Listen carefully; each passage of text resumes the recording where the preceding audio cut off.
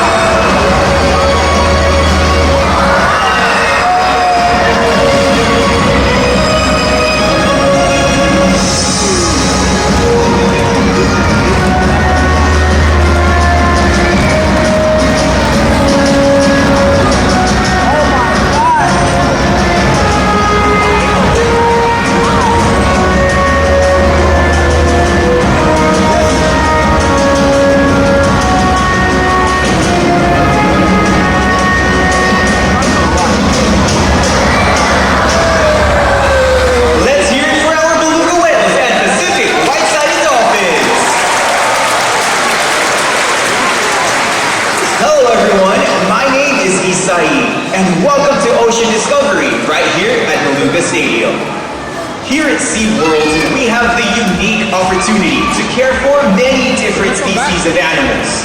And it's through this care that lasting relationships are created. Relationships we are so excited to share with all of you today. Whether it's the graceful and majestic beluga whale or the poised and powerful Pacific white-sided dolphins, each of these amazing animals is one of a kind. And today, we are thrilled to introduce you to our pod of 11 beluga whales.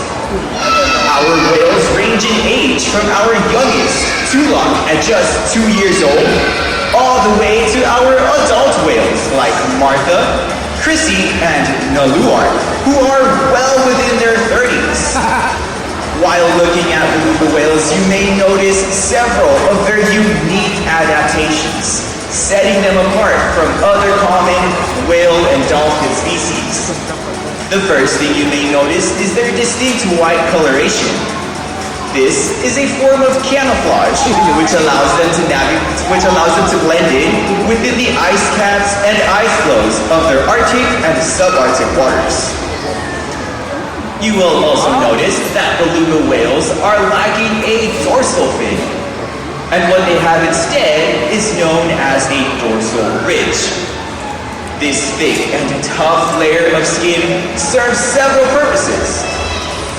First, the lack of that tall dorsal fin will allow the beluga whale to have a low and sleek profile, which will allow them to swim directly beneath ice floes and remain undetected by both predators and prey.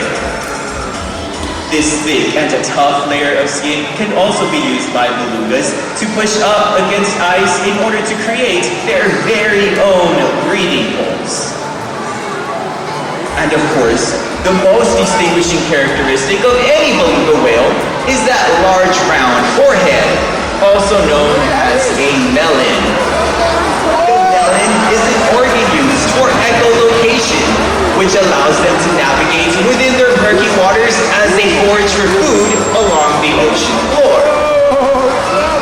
Beluga whales breathe through their blowholes, which is located on the top side of their head. And it's through here where they are able to create a wide variety of vocalizations, which have earned them the nickname Canaries of the Sea. Now, let's take a listen to just a few of these vocalizations today. Alright. Hey, talking. Ready?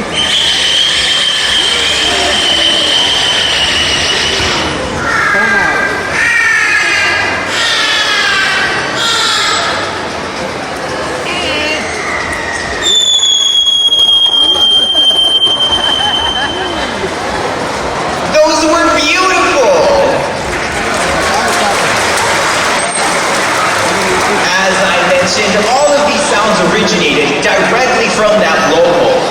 In fact, beluga whales do not have any vocal cords, nor do they have the ability to breathe through their mouths. And this unique location of that blowhole allows whales and dolphins to breathe without lifting their entire head out of the water, making them more efficient swimmers and hunters. And everyone, let's hear it one more time for our beautiful pod of beluga whales.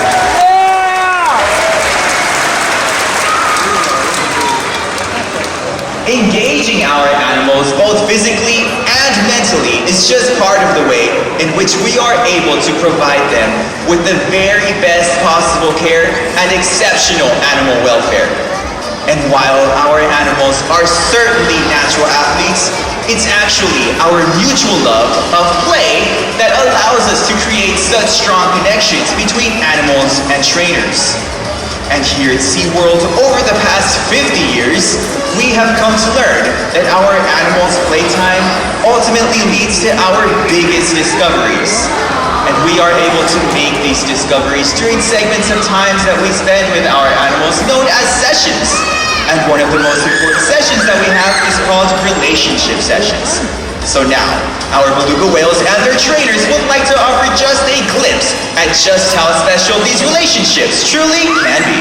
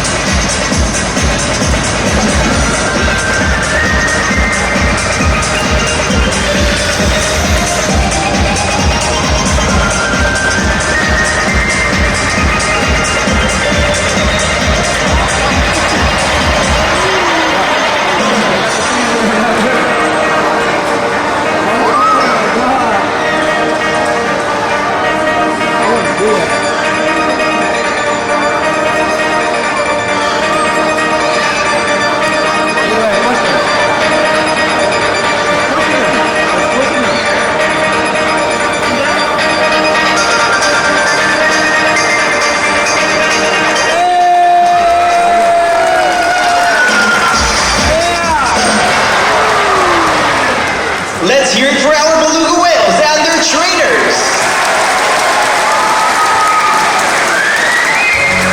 Did you know that all SeaWorld parks are accredited by the Association of Zoos and Aquariums?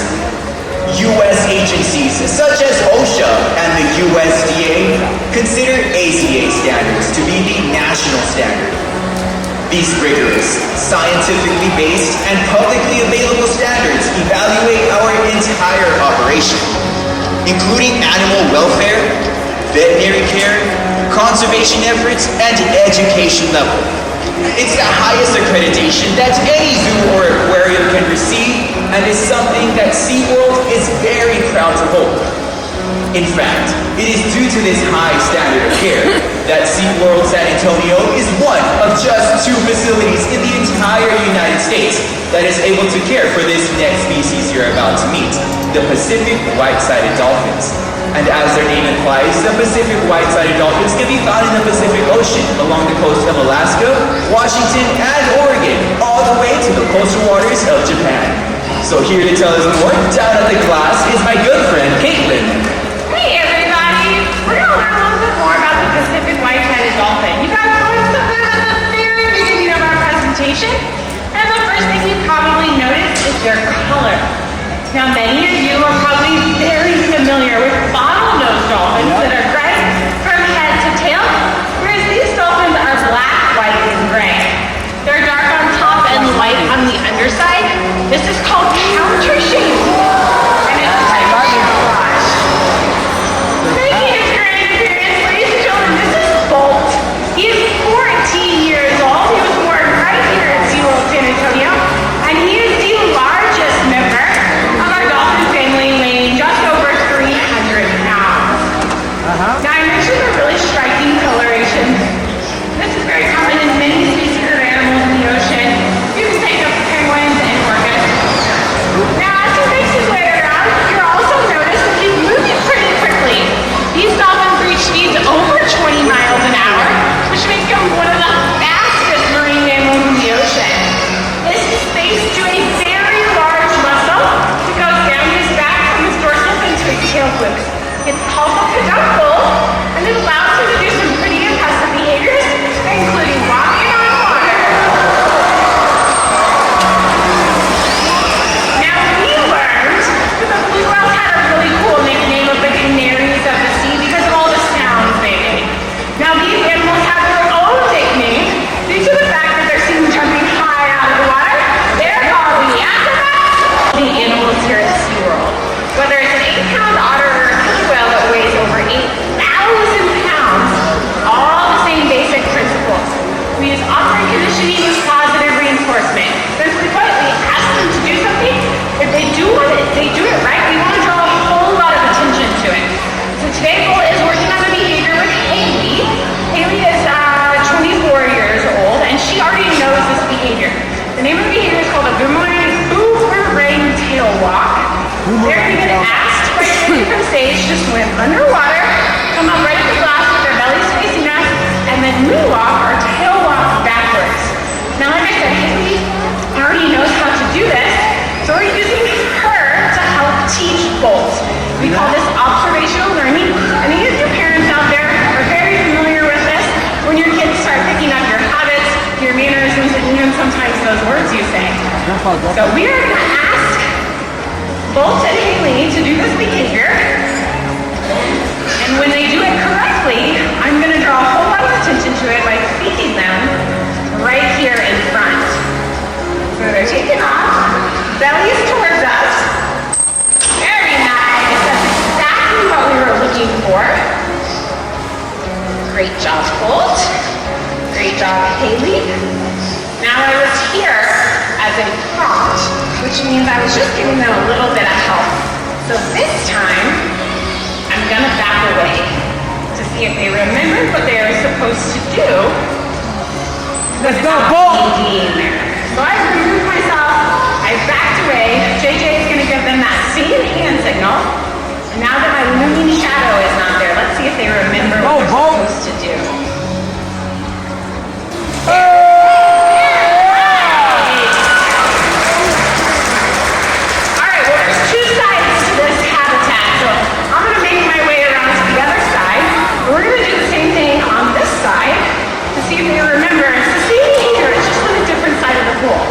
So once again, I'm going to stand over here on this side.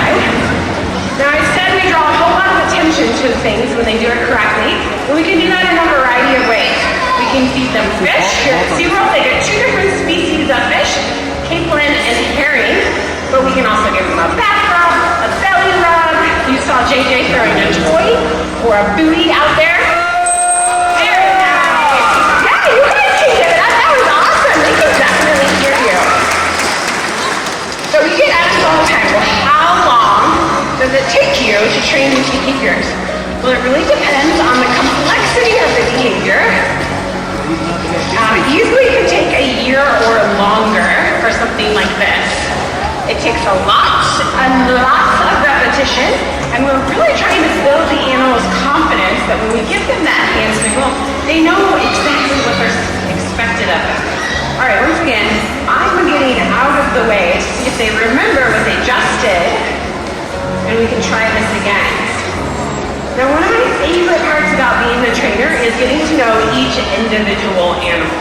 In order to build a relationship or to reinforce that animal, you need to know what they seem to like or enjoy. Sometimes it's fish, sometimes it's a back rub, and most of them seem to have a toy they enjoy playing with. All right, we're going to end it there for today. Once again, we'll have to do this a few more times, easily for another month or two before we can send Bolt all by himself, and he has that confidence of knowing exactly what's expected of him. Looked like so much fun. I can't wait to see more of these Pacific white-sided dolphins in just a few moments. Here at SeaWorld, we want to inspire you to see it here and say that there. All of the animals that you've seen here today are champions for their ocean counterparts who are facing an increased threat to their daily lives and habitats. Things like trash, noise pollution, declining food supply, and habitat loss unfortunately plague our oceans. But your visit here to SeaWorld today directly contributes to our conservation and rescue efforts. In fact, with your support, SeaWorld has already rescued over 40,000 animals! That kind of teamwork is definitely worth celebrating. So, now that you've had the chance to meet and learn more about these two incredible species, we invite you to enjoy in their order as we welcome back our powerful pod of Pacific white-sided dolphins. From the sky to the sea.